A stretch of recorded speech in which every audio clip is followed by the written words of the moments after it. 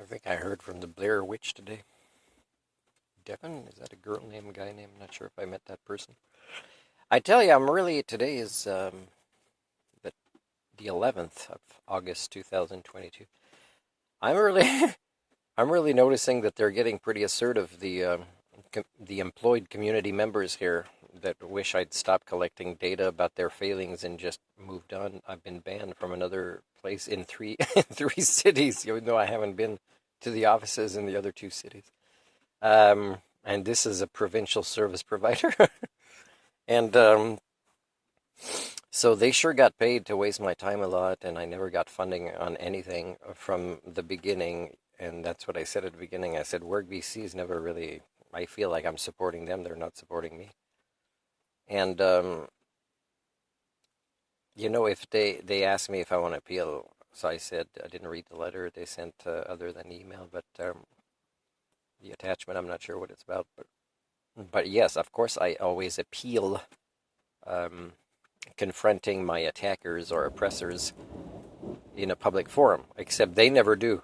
So if that's not, burning the witch or stoning the messenger or shunning somebody and violating their human rights, I don't know what is.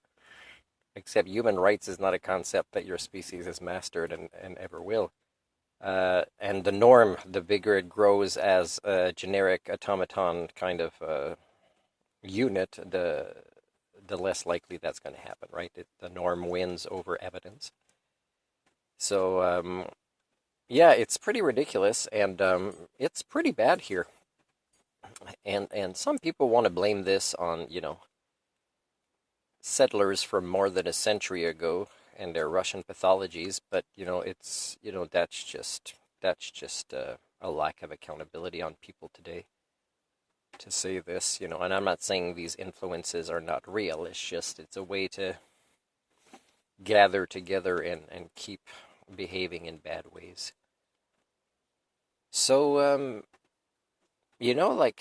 one way I assess to see how I feel when I get these feeling alone type letters when, I'm just defending my human rights. I'm saying you can do better. I'm saying it's not okay that I waste all my time and that you guys get paid and then you kind of feel bad and eventually your lack of emotional intelligence or maturity is blamed on me.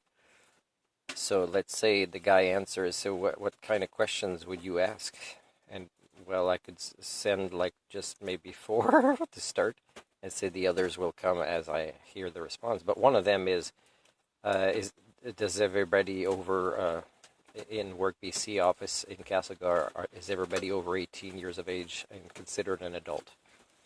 The other one would be, does anybody self-identify or their colleagues identify them as having advanced developmental disorders, meaning that they get confused in social interactions? And number 3 could be, do you know that there are people like me, a critical thinker, that sees an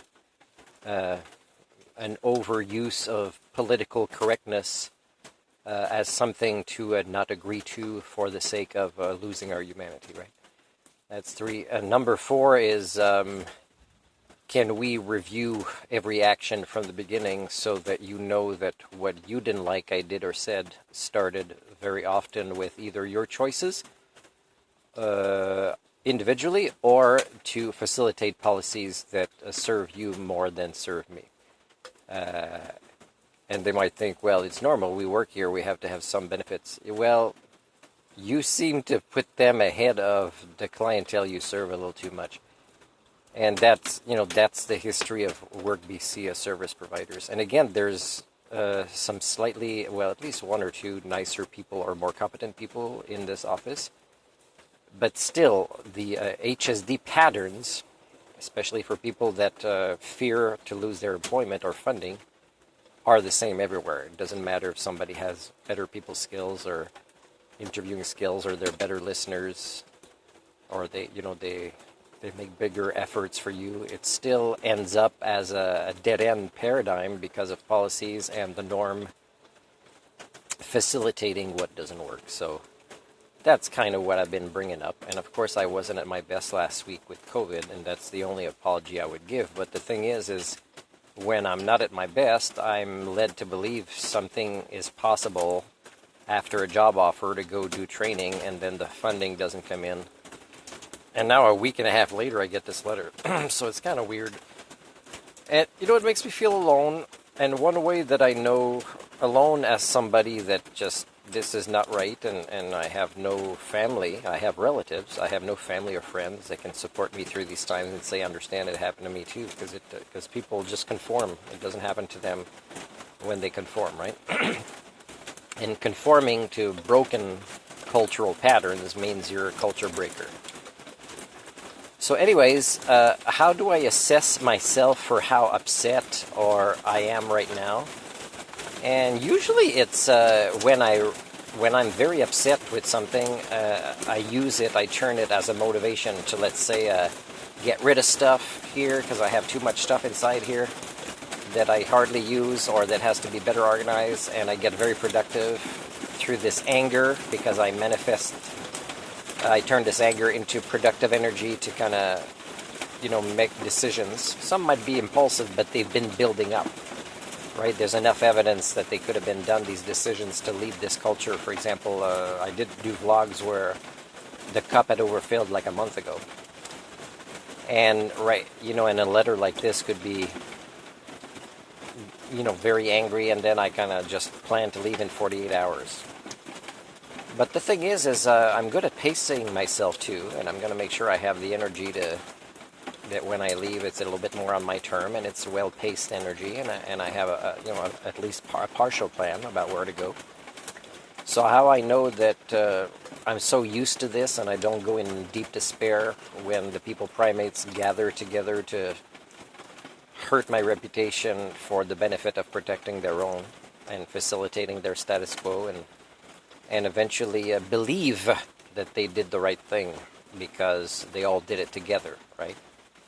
Now, of course, when I say I want to confront my accusers, I want to review the data, I want to ask my questions, and I want to ask how they decided to interpret things this way, and I want to ask how their feelings are more important than my feelings, especially when mine were expressed first. So, I always want to do that, but the norm doesn't allow for this. The norm wins. And of course, that would give the average person quite a lot of despair, and I don't go there that much. A couple of days ago, I filmed a vlog where I've had it, and it's true, I often feel like this, and yet the next day, I keep going. And I keep going just because I'm not a violent, suicidal person. And I still am able to dream of nice things happening to me in the future, although they're not as likely as the average person that conforms to the norm, that has more of their needs met as culture breakers, right? Culture repairs don't receive a lot of benefits, people, let me tell you that. And as things get worse around you, it's going to become even more apparent that trying to do the right thing when everybody else would observe you and say, stop doing that, because unconsciously you would be making them feel bad, because at the point where they would notice and stop being in denial because the evidence is hitting them in the face every day, let's say with climate, then they're going to hate at that point that it's impossible for them. And when they see people that possibly do apply solutions, and I've been applying solutions for a pretty long time, way before things got this bad, although the tipping points were still past. And yet the intellectual laziness was still very strong among people that share DNA with me, that even in times when other rare individuals would have applied solutions, it wouldn't have been as hard on them or the norm that observed them. And now it's even worse. So I'm not feeling that upset that I'd be like, angry and I'm leaving tomorrow or whatever. I'm going to leave when I feel like it, and I still am working on a little bit more data I want to collect here.